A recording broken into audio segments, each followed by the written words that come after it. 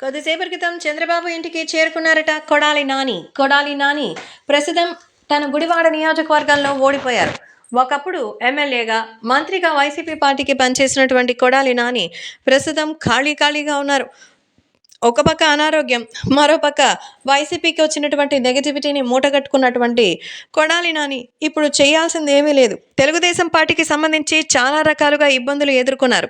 తెలుగుదేశం పార్టీని అవమానించారు. అలాగే తెలుగుదేశం పార్టీ అధినేత అయిన చంద్రబాబు నాయుడు గారిని, లోకేష్ని, పవన్ కళ్యాణ్ని, ఇంకా చాలా మందిని తన నోటి యొక్క సామర్థ్యంతో విపరీతంగా విమర్శించారు. ప్రస్తుతం అలాంటి ఒక పరిస్థితి నుంచి తనకు వచ్చేటువంటి నెగిటివిటీని ఊహించినటువంటి కొడాలి నాని అందులో నుంచి బయటపడాలి అని అనుకుంటున్నారు. అందుకే నారా చంద్రబాబు నాయుడు గారిని కలిశారట.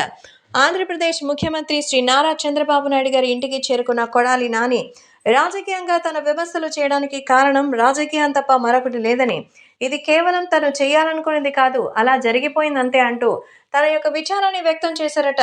ప్రస్తుతం కొడాలి నాని చేసిన వ్యాఖ్యలు ఇండస్ట్రీలో ఉన్నటువంటి ఆ రాజకీయ నాయకుని సైతం విస్తుపోయేలా చేస్తోంది.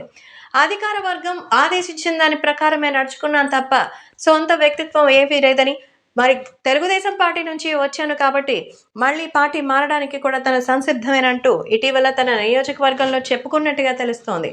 ఏది ఏమైనా ఒకప్పుడు గర్జించే సింహానంటూ వేరే లెవెల్లో అయితే మాట్లాడినటువంటి కొడాలి నాని ఇలా వల్లబొల్లి మాటలు చెప్తుంటే జనాలైతే నవ్వుకుంటున్నారు.